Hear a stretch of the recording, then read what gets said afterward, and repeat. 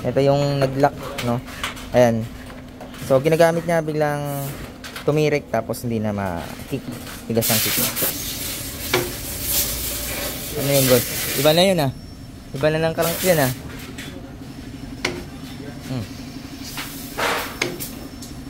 Ano sa tingin mo yun? Baba makina. Alright, today meron tayo dito ang Raider 150 Fi.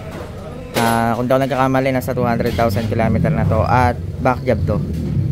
Dahil nung nirefresh to dito, nag-chat si customer na tumigas daw yung kick, biglang namatay.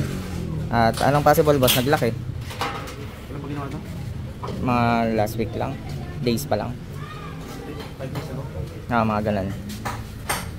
So ito guys, papakita lang natin sa inyo na hindi naman palaging perfecto ang gawa natin. Syempre meron din tayong tinatawag na back job. Pero ito, alamin natin kung back job ba talaga. So bubuksan to, ni-refresh to nakaraan, at ngayon bubuksan at aalamin kung bakit siya nag-lock, kung mayroon bang connection dun sa pagkaka-refresh, kung wala, o kung ano ba yung talaga nangyari para makita natin. For investigation ko dahil tagulan ngayon. Pag napasok ko ng tubig yan, possible. Dalawa lang? Hindi na kasi Hindi naman. Langis eh.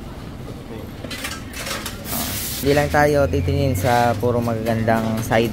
So tinitignan din natin yung isang part na dapat nating maipakita sa inyo as transparency, di ba? So pagka mali ng mekaniko ko, sasagutin namin. Pero pagka hindi naman namin mali, ang papayag. Kasi parang namin ginako yung mali ng parang ginako namin yung kasalanan, hindi namin kasalanan. Hindi mo parang tumanggap kami ng nangyari kasalanan. Pero tutulungan na lang natin. Tutulong pa rin tayo. Ito yung nag-lock, no? Ayan. So ginagamit niya, biglang tumirik tapos hindi na ma-kick. Tigas ang kick. Yan ang isa sa mga alamin natin. Inamoy. Dito pa lang makikita na natin yan. Ano yun, boss? Iba na yun, ah. Iba na ng crank yan, ah.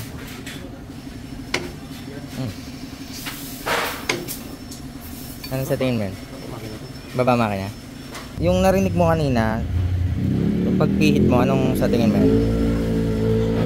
Sumama yung balancer. Yung balancer crank. So, pagpihit mo muuntog, yun pala yun. Yung natin dito yung kung wala sa timing. Okay.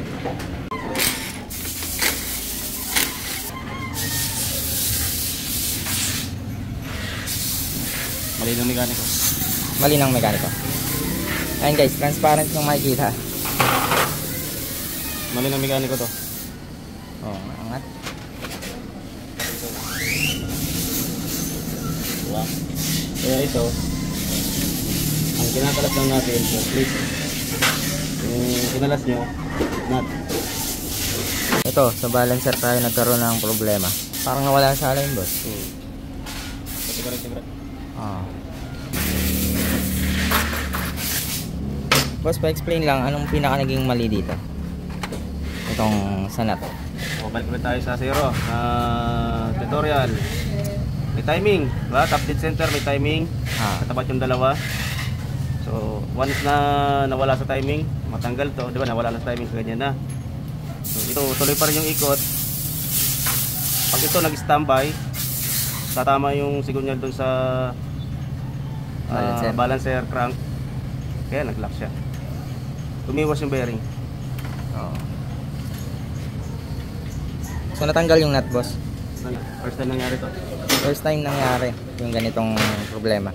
So ngayon nakita na ang pagkukulang nito sa amin, sa mechanic. So walang babayaran si customer dito, kundi yun lang talaga yung gagawin natin is under siya ng kumbaga warranty. Bibiyakin to. So galing sa refresh lang, diretso tayo magbibiyak dahil nga napunta na rin yung problema. Wala ka. Ito yung nabasa. Ayun na, balik ko.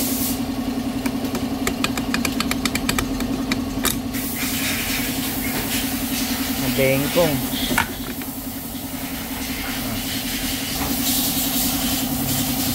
May mga untog.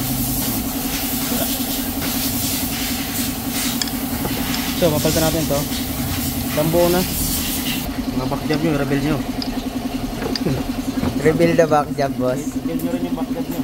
Ayan. Ito, first time na nangyari sa amin. Ganitong ano. Ganyang covers na back job. Pero hindi natin papalagpasin dyan. Ng kamalian. Kailangan makulit. Kumbaga yan ang sinatawag na charge experience. Charge to mechanic.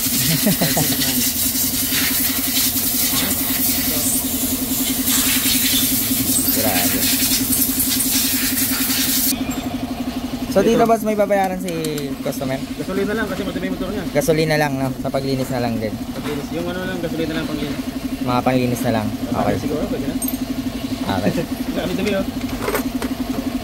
Yun lang ang babayaran. Walang iba. So yun, diretso biniyak at ayusin yung mga naging problema. So babayaran ni customer dito is panglinis lang. Panglinis. Ito lang panglinis. Oo. Gasolina lang. Gasolina lang, panglinis. So yun nga, sabi nga ni boss, charge to experience. Nire-reveal natin yung back job na Mechanic. charge to mechanic. Pero ikaw na gumawa para hindi na sila may stress. Kailangan sana ako ngayon. Punta sana mo tarlac. Punta ka sana Tarlac. Oo. O nga pala may karera ngayon, di ba? Balitaan ko eh. Okay na. Ayan guys. So sa kabila ng lahat, si boss pa rin ang gumawa para hindi na ma-stress yung mechanic natin. At yun, charge to experience na lang din to. At possible ma-charge din yung mechanic natin. So yun, sabi nga nila kung hindi ka ma-charge, hindi yun, parang imposible yun, no? Hindi ka matututo, no? Parang kinusinti ko lang. Kailangan meron siyang punishment. Siyempre mali, pagkakamali yun eh. Okay, dapat Kasi, matuto ron. Ano, maulit-ulit. Ay, okay lang yan kay boss kasi hindi naman ako dinalis na karaan eh. Okay lang yan. Ngayon, kasi mga kalit, friend, ano to eh, dapat matuto silang pagbayaran yung pagkakamali. Okay. And guys, buo na. Hindi pa, commander. Hindi pa pala mandar. Buo na yung ano, baba tsaka ibabaw. So yun lang yung nakita natin kanina boss, yun lang yung major na pinalitan. Meron pa. Ano pa? Buong magneto. Umikot, umurong yung magnet. Yan, nakaribits yan dyan eh. Oo nga, intact no. Pagka sobrang ikot niyan, biglang hinto ito, siyempre ito, mahahatak pa rin. Oo, makakata. Ayan no. So, kumalas ko sa mga ribit ko. Ito yung ribit ko. Oo nga no, laki ng difference. Boss, anong may papayo mo sa mga kapwa mekaniko, mga ganitong sitwasyon? Pagpatuloy nyo lang yan, normal na nagkakamali. Normal lang nagkakamali. Tao lang eh no. Pero pag dalawang beses, nakatanga na yan. Kailangan isa Isang lang. beses, magkamali ka, dapat din maulit. Sa ganong klaseng pagkakamali, kailangan isang beses lang. Sa awa ng Diyos ako, hindi pa naman na lagi ko naman sinasabi sa kanila eh, na double check palagi. So yung time na yan siguro, maraming gawa. Tsaka dalawa. Alam mo, pagka Linggo dalawa yan. kayong gumawa, Mm. meron at merong mali dyan. Kasi aasa ka dun sa partner mo. Yan yung tinatawag na working with partners failure. Diba? Yan yung mga kasama sa mga tinuturo sa amin na nasa kasama ko. Kapag kami partner ka na gumagawa, yung partner mo ang aasahan mo dahil siya ay nakatuka doon. Yung pala, yung ikaw, inaasahan mo rin siya na may higpitan niya. Diba? Hanggang sa hindi pala naiklitan parehas. Yun yung mga iingatan nyo kapag may partner kayo gumagawa. Pero hindi ko naman linalahat. Pero meron at meron na nangyayari. Kasi ako minsan hindi nagkakamali din, pero hindi ganito pa. Hindi na kalala. Kumbaga, kailangan pa rin talaga double check yan. Kaya mo, pangalawang check ko na to. Kailangan double check. Pangalawang check na lang higpit. Lahat check. Huwag tayo nito. Anong may advice mo naman pag may back job yung sa mga ibang mekaniko? Ma-advise mo sa kanila? Kasi marami rin tayong viewers na mechanic din. Yun, sa masasabi ko sa mga mekaniko na gumagawa din ng ganitong engine. Halimbawa, nagkaroon ng depende kasi sa tinatawag na back job eh. Kung talagang mapatunayan na mali yung gawa ng mekaniko, yun ang tawag na back job. So, halimbawa, ginawa mo is engine na wala ng busina. Engine yung ginawa mo, hindi yun back job. Ang back job lang, yung related doon sa ginawa before, bago nasira.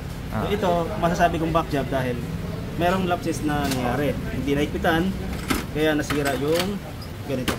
Ito nagkasira-sira. Diba? Aminado kami sa shop na kami yung mali. So, hindi kami nagilihim sa inyo. Kaya pinakuhanan ko ng video dahil gusto ko rin aware sa ibang mga mekaniko, saka sa mga bashers dyan na sabihin nyo na katangahan yan. Okay, tanggap, aminado kami. At least, naipakita namin sa inyo na totoo kaming dito.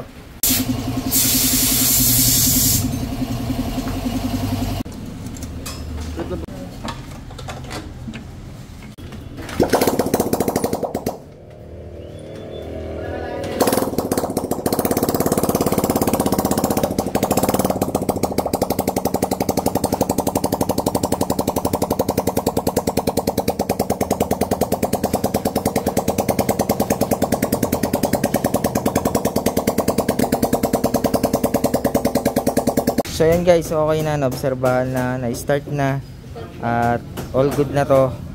Babalik na lang yung mga kaha niya tapos i-release na natin kay customer.